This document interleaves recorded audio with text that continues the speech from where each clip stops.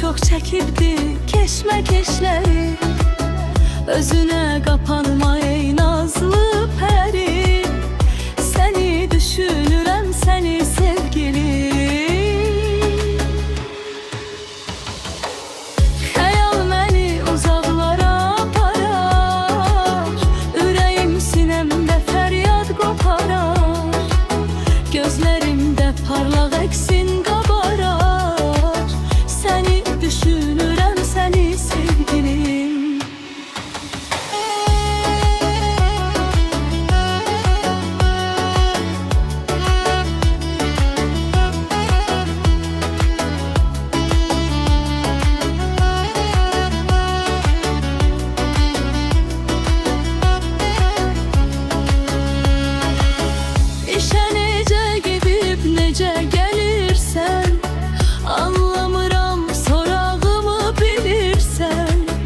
Narahatam, perişanam gülürsen, seni düşünürəm seni sevgilim.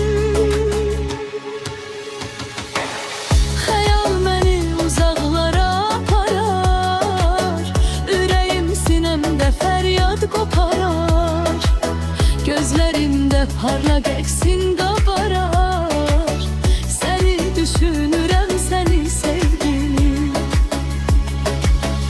İstəmə qarşında qururum sınsın, İstərəm varlığım mənə inansın, bu fağır şairə ürəyin yansın, səni düşünürəm səni sevgilim.